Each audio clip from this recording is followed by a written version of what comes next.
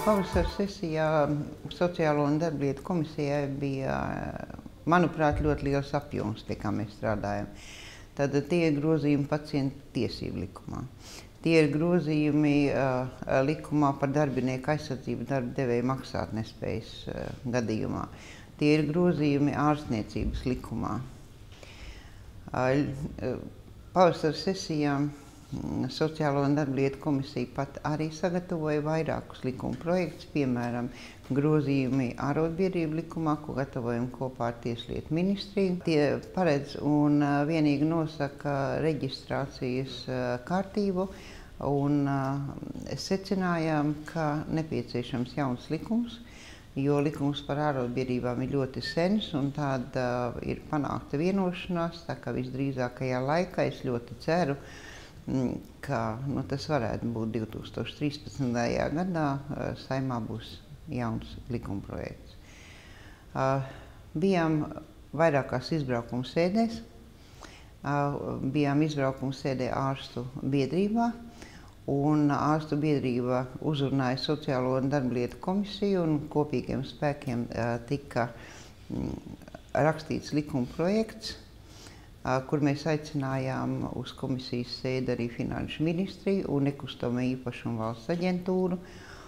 Un pašreiz Saeima pieņēma lēmumu šis likuma projekts par nekustamā īpašuma nodošanu ārstu biedrībai ir juridiskajā komisijā. Gribētos teikt, ka šai sesijā čakli ir strādājuši arī divas mūsu apakškomisijas, tā ir Sabiedrības veselības apakškomisija un Sociālās drošības apakškomisija. Vairākus jautājumus šīs apakškomisijas ir izskatījuši, ko uzdevumi ir devusi Sociālo un darblietu komisija. Mēs esam nolēmuši, ka tos likumprojektus, kurus arī, teiksim tā, tikai 14. jūnijā parlaments nodeva izskatīšanai komisijā, mēs esam apņēmušies noteikti šos likumprojektus divus sagatavot pirmajam lasījumam, un, protams, būs arī likumprojekts, par kuru tas ir jautājumā par černobiliešiem. Mēs pieprasīsim un apskaitījām jau, ka mums ir nepieciešami atzinumi no 5 institūcijām. Sociālo un darblietu komisija ir apņēmusies nepieciešamības gadījumā, un es domāju, ka tā arī noteikti būs, ka mēs strādāsim arī starpsesiju laikā, jo tā ir vienmēr bijis. Pie mums griežas pietiekami daudz cilvēku ar savām problēmām.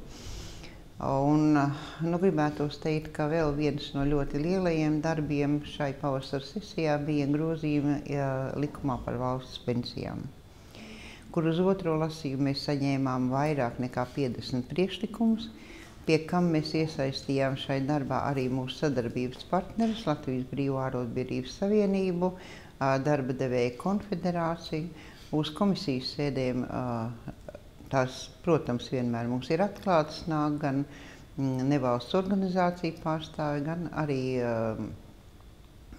sabiedrības pārstāvi, ja tie ir pensionāri vai tās ir mātes, kuras audzina bērnus, kuras ir pieteikušas un vēlējušās šeit būt un izteikt savu viedokli. Grozījumos ārstniecības likumā jāsaka gan nesevišķi strauji un ātri mēs varējām vienoties. Tas gan bija tikai uz 3. lasījumu, kad mēs vienojamies, ka tiek sakārtoti jautājumi arī par tām personām, kuras neatliekamās medicīniskās palīdzības brigādē nav ārstniecības personas. Tātad šeit ir runa par šo brigāžu šoferiem, kuri pēc taisnības tāpat no ielas neviens par neatliekamās medicīnas autotransporta šoferi kļūt nevar. Viņiem ir arī speciālas apmācības, to mēs te visu sīki un smalki kopā ar dienesta vadību izspriedām.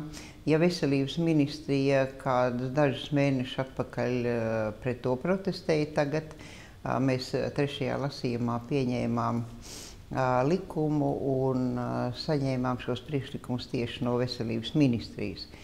Tā kā es varētu teikt, ka jautājumi, kur mēs redzam, kas nav pietiekami labi sakārtot un kur paši cilvēki mūs ir uzrunājuši, attiecīgi diskusiju rezultātā visas šīs lietas ir iespējams sakārtot. Par darbinieku aizsardzību darba devēja maksāt nespējas gadījumā mūs uzrunāja Latvijas Brīvo ārotbiedrības savienība, arī stāstot par ļoti konkrētiem gadījumiem, kad darba ņēmējs darbinieks griežas tiesā un vēlas no darba devēja piedzīt neizmaksāto algu, neizmaksāto atvaļinājumu, un tiesas sēdes vai arī, teiksim tā, tiesas Latvijā ir ļoti noslogotas un tiesas procesi ilgs tur gadiem ilgi. Kopīgiem spēkiem mēs esam atraduši dažādus kompromisus kopā arī ar Tieslietu ministriju un ir pieņemtas normas, kas šiem darbiniekiem, protams, būs pozitīvi un viņiem būs vienkāršāk iegūt arī šo naudiņu no attiecīga fonda. Un jautājumi, protams, tas ir kompromiss, jo viens no variantiem, kuru vēlējās gan paši cilvēki, gan arī ārotbiedrība, pieņemt likumu ar atpakaļejošu spēku, tā nu gluži tas nebūs. Bet darbinieku labā, protams, šīs normas ir.